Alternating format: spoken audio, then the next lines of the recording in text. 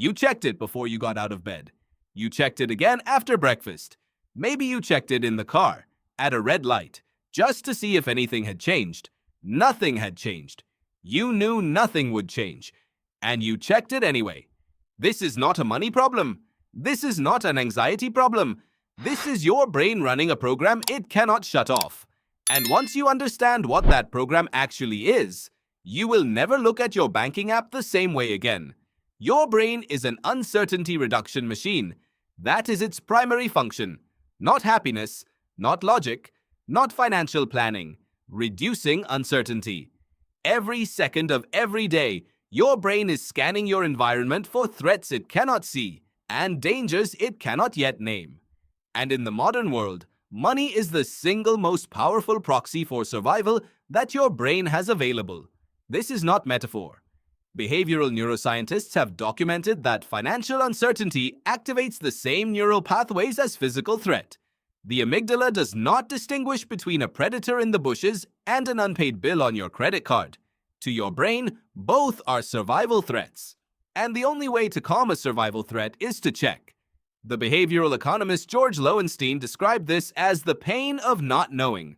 Uncertainty creates a specific psychological discomfort, a cognitive itch that the brain desperately needs to scratch. The checking behavior is not irrational. It is the brain's attempt to scratch that itch. The problem is that scratching does not make the itch go away. It makes it worse. Every time you check your bank account and feel relief, your brain records a lesson.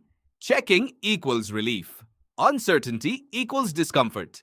Checking equals resolution. Your brain has just learned a very powerful pattern. So the next time discomfort arises, it does not think its way through the problem. It reaches immediately for the app. This is how a coping behavior becomes a compulsion, not through weakness, through learning. Daniel Kahneman's research on cognitive ease explains the deeper mechanism. Knowing your balance, even momentarily, reduces the mental effort of holding financial uncertainty in your mind. But the moment that certainty fades, the discomfort returns and the brain reaches for the app again.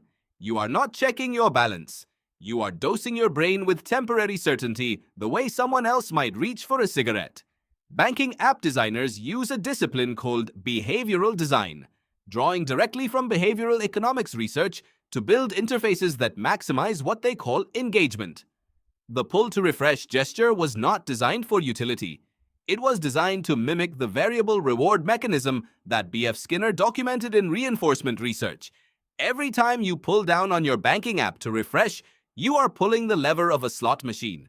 Sometimes the number is better, sometimes it is the same. Your brain cannot stop pulling because it never knows which outcome is coming next. If your balance is lower than you hoped, the check made you feel worse.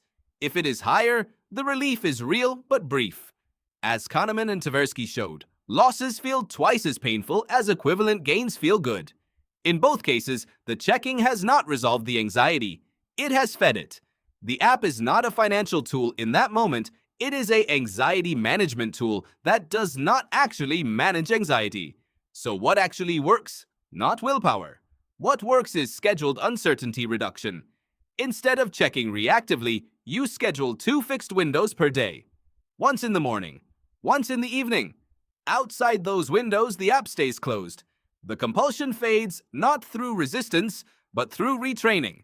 You checked your bank account this morning because your brain told you that you needed to.